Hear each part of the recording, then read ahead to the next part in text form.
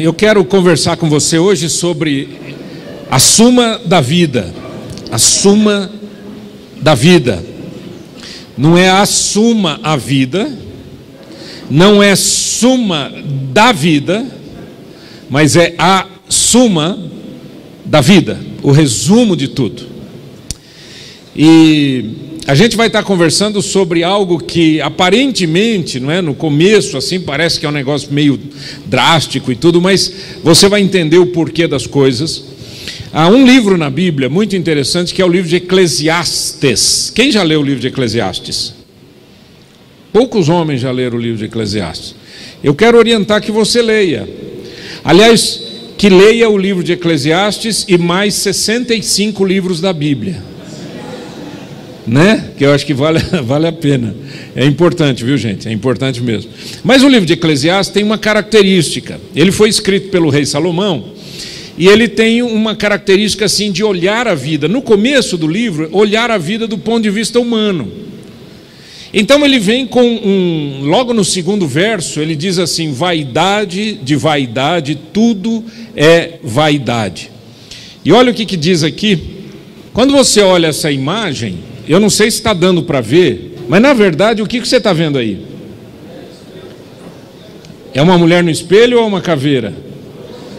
São as duas coisas, né? O artista, em 1892, esse artista chamado Alan Gilbert, ele muito bom, né? Muito bom cartunista, ele fez esse desenho e ele deu o nome de vaidade e baseou isso nesse texto de Eclesiastes, capítulo 1, verso 12, que diz: vaidade de vaidades, diz o pregador, vaidade de vaidades, tudo é vaidade.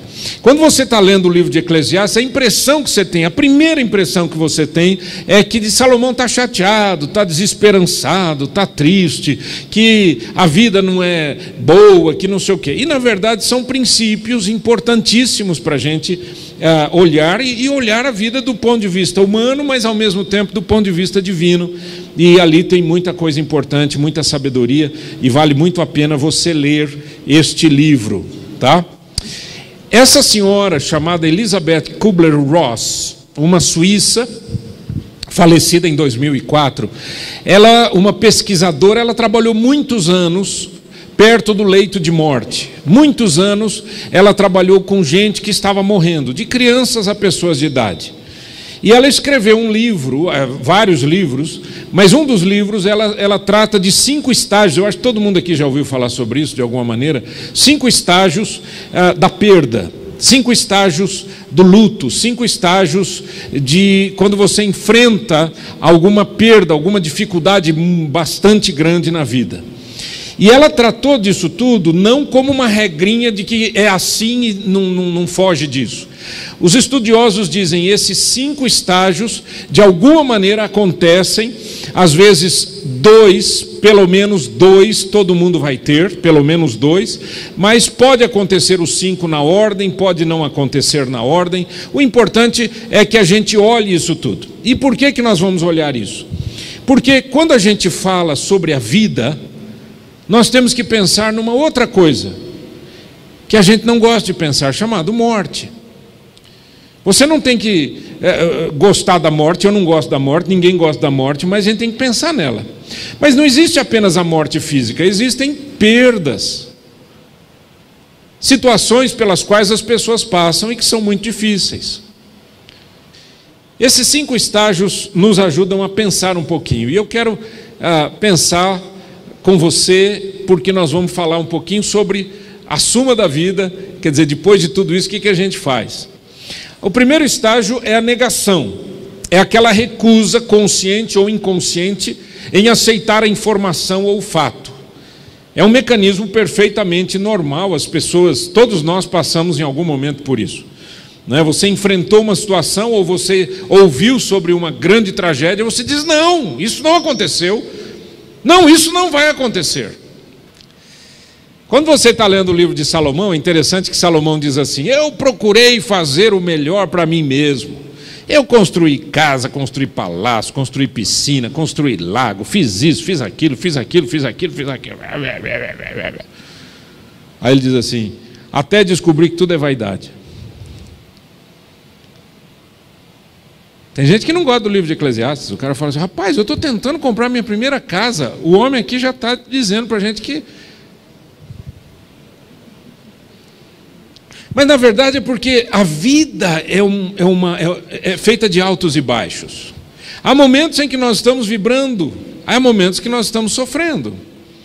E como é que a gente enfrenta isso? Então, essa pesquisadora, a doutora Elizabeth, ela disse: o primeiro seria negação. O segundo é ira. A pessoa fica com raiva, ela fica brava, né? Grita. Coitado de quem está perto. As pessoas que estão perto geralmente sofrem, né? Porque a pessoa fica irritada e ela xinga, sei lá, faz um monte de coisa. Segundo estágio é a ira. Terceiro é a barganha. Barganha é aquele estágio em que a pessoa começa a fazer promessas, já viu? Por exemplo, vamos imaginar que a pessoa está perdendo um ente querido. Oh Deus, se o Senhor fizer isso, o Senhor der vida, Senhor, olha, eu prometo para o Senhor que eu vou fazer isso, vou fazer isso, vou fazer isso. Olha, se o Senhor fizer aquilo, Senhor, eu estou perdendo aqui, Senhor, e aqui. Olha, Senhor, a minha casa, Senhor, é a única coisa que eu tenho, eu não tenho outro bem. E agora ela está numa situação que a minha empresa, não sei o que, vou falir. Senhor, se o Senhor fizer isso, olha, eu prometo para o Senhor. Alguém conhece esse estágio, não? É o estágio da barganha. O quarto estágio é o estado da depressão. É quando a pessoa começa a cair na real. E aí vem aquela angústia, aquela tristeza da perda. Ela começa a fazer o processo de luto. Entenda luto aqui, não só luto em relação a pessoas, mas luto em relação a situações, né? Situações que você perde. E o quinto estágio seria então a aceitação, quando a pessoa ela recebeu aquela notícia e ela entendeu que é aquilo mesmo e que ela só tem que enfrentar aquilo, que não tem outra maneira, né, de resolver a situação. Veja bem, queridos, eu não estou dizendo aqui que em nenhum desses estágios você não deve orar, você não deve pedir a Deus, você não deve confiar em Deus e confiar e crer em milagres, né? A gente crê em milagres em qualquer estágio. Agora, eu estou falando desses estágios por uma razão. Porque esses estágios fazem a gente lembrar que todos os dias, em algum momento, a gente passa por algum deles. E aí o livro inteiro de Eclesiastes vai falando sobre essas perdas. E você tem momentos e momentos no livro de Eclesiastes, mas vai chegando lá no fim do livro de Eclesiastes, no capítulo 12, 11, 12, Salomão diz assim: olha, então o negócio é o seguinte, meu amigo, lembra-te do teu Criador nos dias da tua mocidade, antes que venham os maus dias, dos quais venhas a dizer, não tenho neles contentamento. E que maus dias são esses? Ele cita lá, é o quê? A velhice. Queridos, deixa eu dizer uma coisa para você. Nesse livro, então, de Eclesiastes, o que o Salomão está falando é que existe um crescimento na vida e um declínio. E todo mundo tem que olhar para esse crescimento, mas também tem que pensar no declínio. E aí, ele termina com 2 versos, que são esses aqui. Leia comigo, por favor. Esse é o fim do livro. É o fim do livro inteiro. Leia comigo em voz alta, por favor. De tudo que se tem ouvido, a suma é: teme a Deus e guarda os seus mandamentos, porque isto é o dever de todo homem. Porque Deus há de trazer a juízo todas as obras, até as que estão escondidas, quer sejam boas, quer sejam más. Esse é o fim do livro, ele termina assim. Ele começa falando a respeito da humanidade, vai falando sobre os investimentos, ele fala sobre uma série de situações, aí ele termina: gente, o negócio é o seguinte, a suma é, o fim é, o resumo de tudo é: teme a Deus e guarda os seus mandamentos, porque isto é o dever de todo homem. É claro que homem ali é homem e mulher, mas eu quero aplicar isso para mim e para você. Teme a Deus, homem. Guarde os mandamentos de Deus, homem, porque isso é o nosso dever. Esse é o nosso dever na vida. Tudo passa na vida. Tudo passa, inclusive a gente. Mas a palavra de Deus não muda e não passa jamais. Se eu e você andamos como Deus quer que a gente ande, nós vamos ter sucesso na vida. Aplique o que eu vou falar aqui em todas as áreas da sua vida, tá bom? Há um texto da Bíblia, em Provérbios 8, versículo 13, que diz assim: o temor do Senhor consiste em aborrecer o mal. A soberba, a arrogância, o mau caminho e a boca perversa, eu os aborreço. Vamos dar uma olhadinha um por um. O mal, a soberba, a arrogância, o mau caminho, a boca perversa. O mal é tudo aquilo que é contrário a Deus, tudo aquilo que traz destruição, tudo aquilo que é ruim, tudo aquilo que não edifica, tudo aquilo que você sabe que não é bom. Ele diz: temer a Deus, lembra que o dever de todo homem é temer a Deus. Temer a Deus, em Provérbios está escrito que é aborrecer o mal, ou seja, tire o mal da sua vida. Jogue o mal no lixo, jogue o mal fora, arranque o mal da sua vida.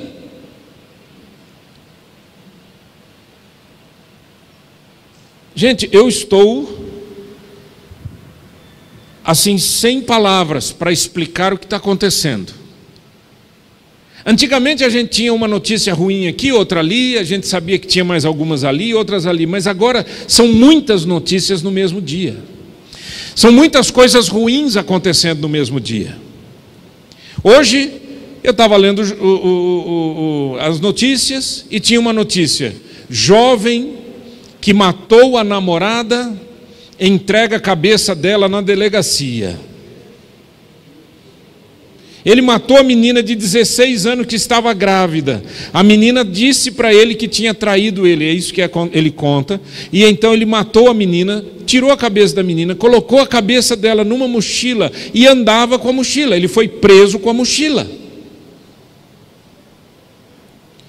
Eu li, parecia que eu não tinha sangue dentro de mim, parecia que eu não tinha emoção, que eu não tinha nada. Tamanho choque. Meu Deus, o que está acontecendo com esse mundo? O que está acontecendo com a nossa sociedade, com os nossos jovens? É um menino. É um menino. Ai, eu te amo tanto que eu vou te matar. O que está acontecendo com a sociedade? As pessoas estão loucas, enlouquecidas. Essa busca pelo dinheiro tem feito muita gente vender a alma para o diabo, literalmente. A busca por prazeres, etc, etc. É um mal. Isso é ruim. Agora, você acha que um jovem desse começou a fazer coisa errada no dia que ele matou a menina e cortou a cabeça dela? Não. Ele vem fazendo coisa errada há muito tempo. Ele abraçou o mal e chamou o mal de meu amiguinho. Nós chamamos esse movimento de homens com integridade, porque para nós, ou você anda na linha, ou você está fora da linha. Ou você está na luz, ou você está nas trevas. Ou você anda na retidão, ou você está fora da retidão. Integridade tem a ver com você aborrecer o mal de verdade. Você dizer: eu não quero nada com o mal. Não quero nada. Agora, ninguém começa roubando um banco. A pessoa começa roubando uma coisa pequenininha. Ninguém começa mentindo, né, para esconder um adultério. O cara começa a mentir devagarinho. Ninguém mata uma pessoa de primeira. Ela vai matando aos poucos no coração. O mal tem que ser tratado como algo absolutamente à parte da sua vida. Segundo, ele diz a soberba, o orgulho, sentir-se melhor que os outros, essa atitude de julgamento, também ligada à arrogância, atitude de desprezo, falta de modéstia. Quando você julga alguém, você está sendo arrogante. Porque quando você julga uma pessoa, e você não conhece a pessoa, e você não sabe o que está por detrás daquela pessoa, pelo que ela está passando, qual que é a luta dela, né? Você está se sentindo melhor, e aí você vai rotulando, é um perigo isso, né? E aí ele diz: aborreço o mau caminho, todas as escolhas erradas, todas as decisões que não são edificantes, todas as decisões que são complicadas, absurdas. Há um tempo atrás eu trouxe uma mensagem aqui para vocês a respeito de pornografia. Eu tenho falado muito sobre isso, porque a pornografia ela está desde sempre na vida dos homens, né? De alguma maneira. O homem gosta do que ele vê. E tem gente especializado nisso. Tem gente que é especialista em aplicar para você a imagem que você gosta de ver. E eu estava contando daquele arranjador, compositor fenomenal, o Kirk Franklin, excepcional músico. E ele confessou, eu assisti essa entrevista dele, estava ele e a esposa, e ele confessando que desde os 12 anos de idade, ou 9 anos de idade, ele foi introduzido à pornografia através de revistas, etc. E ele disse: isso perdurou na minha vida até a fase adulta. Ele disse: eu fiz trabalhos maravilhosos em música, e eu estava debaixo de pecado.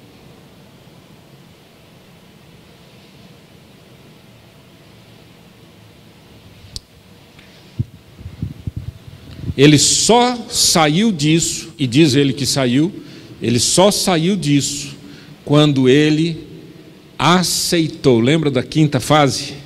Quando ele aceitou que ele era um pecador que precisava da graça de Jesus. Quando ele aceitou: eu não sou nada, eu posso ser famoso no mundo inteiro, mas eu sou apenas um homem.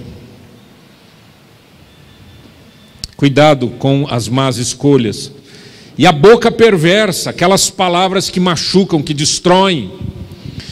Outro dia eu falei aqui sobre a palavra que você come, não é? A palavra tem um efeito sobre o seu cérebro. Não vou repetir nada do que eu falei da outra vez. Mas vamos lá. A segunda parte que ele diz é guardar os mandamentos. Ele diz: olha, a primeira coisa é todo dever. O homem deve temer a Deus e guardar os mandamentos. E esse texto bíblico em João 14, 21, Jesus disse: aquele que tem os meus mandamentos e os guarda, esse é o que me ama. E aquele que me ama será amado por meu Pai, e eu também o amarei e me manifestarei a ele. Jesus está dizendo que amor e obediência andam juntos. Ele diz: você ama a Deus? Guarda os mandamentos do Senhor. Amor e obediência andam juntos. Quando a gente fala em guardar os mandamentos, esse texto de Provérbios 19, verso 16 diz: o que guarda o mandamento, guarda a sua alma, mas o que despreza os seus caminhos, esse morre. É uma questão simples. Para que os mandamentos de Deus existem? É só você olhar lá em Deuteronômio capítulo 10. Diz assim: os mandamentos do Senhor são para o nosso bem. Quando você dá uma ordem para o seu filho, para a sua filha, o que é que você está querendo com aquela ordem?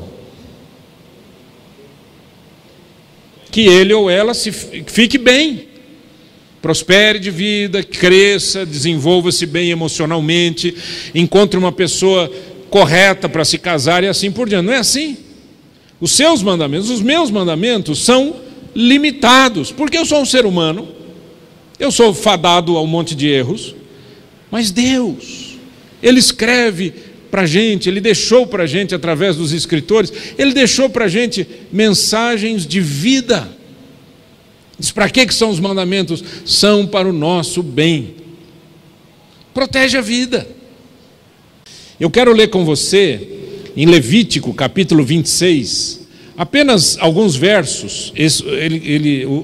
O texto é maior do que isso, e até em Deuteronômio é maior ainda.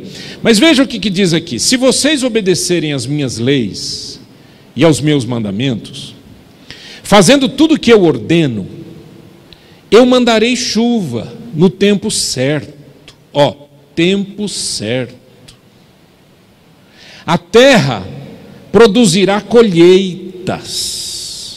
As árvores darão frutas. As colheitas serão tão grandes que vocês ainda estarão colhendo cereais quando chegar o tempo de colher uvas, e estarão colhendo uvas quando chegar o tempo de semear os campos.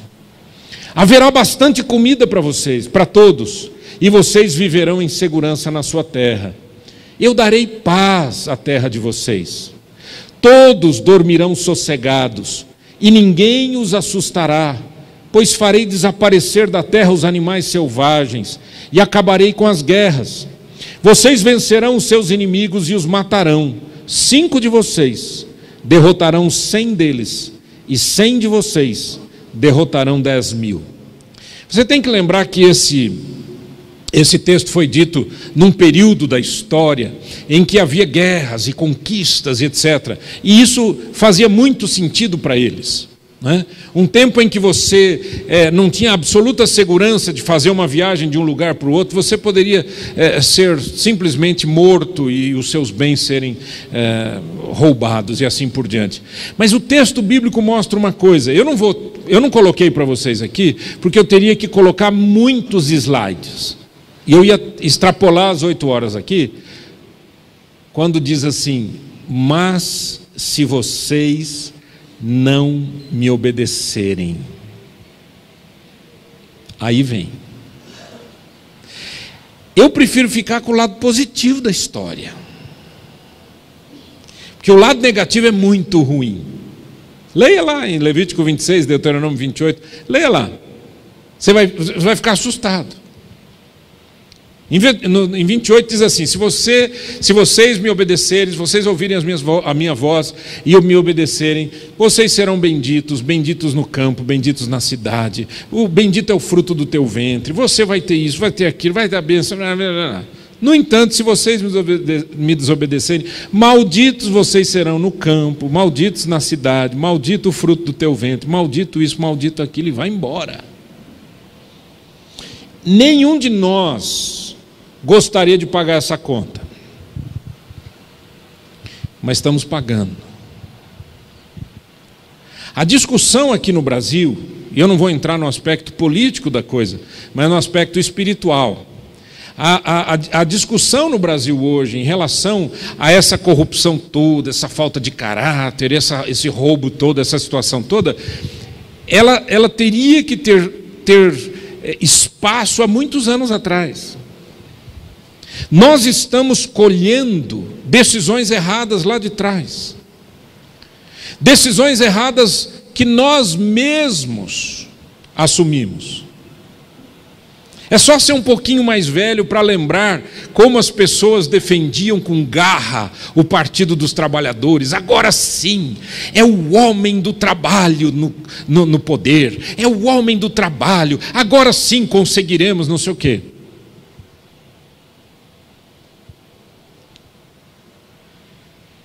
Do outro lado a mesma coisa. Esse aqui é o povo da direita, esse aqui é o povo mais conservador, esses sim, esses lutam pela ética, esses lutam pelos valores da família. Nem lá nem cá, nem na direita, nem na esquerda e nem no centro. Na verdade a questão toda não é política, a questão toda é uma questão de vida, de caráter. A suma da vida é: tema a Deus e guarde os seus mandamentos. O povo não teme a Deus e nem guarda os seus mandamentos. A nossa nação não teme a Deus e nem guarda os seus mandamentos. Nas famílias nós não tememos a Deus e nem guardamos os mandamentos. Dá no que dá. Por que tem jovens à noite morrendo aqui na cidade? Porque eles desobedeceram princípios básicos de vida, de saúde, de sobrevivência. Eu não vou entrar em detalhes, vocês sabem do que eu estou falando. Por que tem jovenzinhas, adolescentes, grávidas, como essa menina que perdeu a vida? O que uma menina de 16 anos tem que engravidar? Porque princípios fundamentais da vida, da ética e da moral foram quebrados. Mas não foram quebrados por ela, foram quebrados pelos seus pais, pelos seus avós, pelos seus bisavós, pelos seus tataravós e assim por diante. Querido, deixa eu dizer uma coisa para você. eu creio que sempre há possibilidade de esperança. Ou melhor, eu tenho sempre a esperança e eu creio que sempre é possível mudar. Agora, essa mudança tem que começar em algum momento, você concorda ou não? Vem um rio sujo aí. Aí você diz, bom, já que está sujo, vamos beber. Não, trabalhe para limpar, para que os próximos que vierem não bebam essa água imunda. Desde que eu me conheço por gente, desde menininho, eu ouço em rodinha de homem conversa que você conhece. Imoral.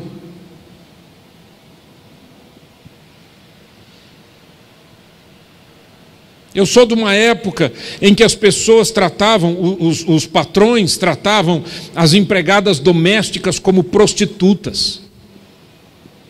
E muitos homens começaram a sua vida sexual em casa com a empregada doméstica.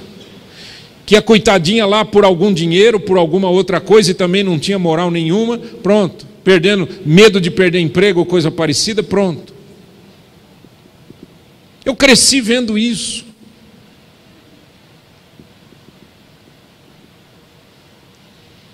Em algum momento isso tem que parar. A Bíblia diz que as más conversações corrompem os bons costumes. Talvez seja daí que tenha nascido aquele ditado, diga-me com quem andas e te direi quem és. Isso não está na Bíblia, é um ditado popular. Mas na Bíblia está que as más conversações corrompem os bons costumes. Depende com quem você anda, não é verdade? Quem são seus amigos? Em suma, a suma da vida é: teme a Deus e guarda os seus mandamentos. É isso que vai sobrar no fim. Você tem feito isso? É isso que vai sobrar no fim. Eu me lembro, eu era um jovem pastor e eu fui fazer uma visita a uma família, e a família desesperada. O homem estava à base de medicamento, mas já estava fora de si. Sabe assim, quando o cara está fora de órbita? A mulher em pânico, em desespero. Eu conhecia aquela família mais ou menos, porque na minha infância eu era amigo de um dos parentes ali, e eu sabia que era uma família de bens, que possuía bens, fazendas e coisas assim. E alguém me chamou e disse, olha, pelo amor de Deus, visita essa família, eles estão morrendo. A hora que eu cheguei lá, eu disse, o que está acontecendo? E o homem disse assim, o meu irmão passou a perna em mim. Roubou tudo que era da nossa herança. Eu estou sem absolutamente nada. E agora eu não tenho nem saúde, nem força, nem para trabalhar, para sustentar minha casa. Eu estou em pânico, eu estou em desespero. Vocês acham que essa história é única? Acontece todo dia. E sabe por que acontece? Porque as pessoas escolhem o caminho da morte. As pessoas escolhem o caminho mau. As pessoas escolhem o caminho da soberba. As pessoas escolhem o caminho da arrogância. Qual o caminho que você quer seguir? A suma da vida é: teme a Deus e guarda os seus mandamentos. Vamos ficar em pé? Vamos orar?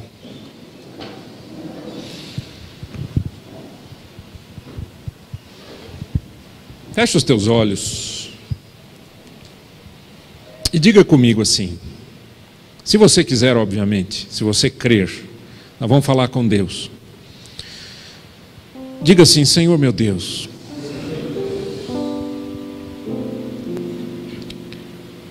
eu te agradeço pela vida. A vida é muito boa. Eu te agradeço pela minha vida. E te agradeço pela tua palavra. O Senhor sabe quem eu sou.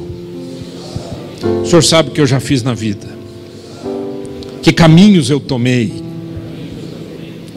O Senhor sabe como que eu já abracei o mal.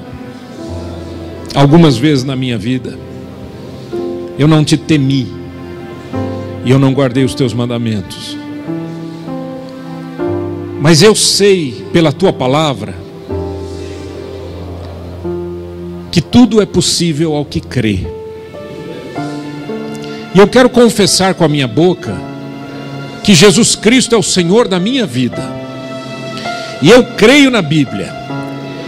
E eu creio que o resumo da vida está em temer-te e guardar os teus mandamentos. Ajuda-me, Senhor. Ajuda-me, ó Deus, a fazer a tua vontade na terra. Em nome de Jesus. Amém. E amém. Amém, querido. Graças a Deus, graças a Deus, graças a Deus, graças a Deus.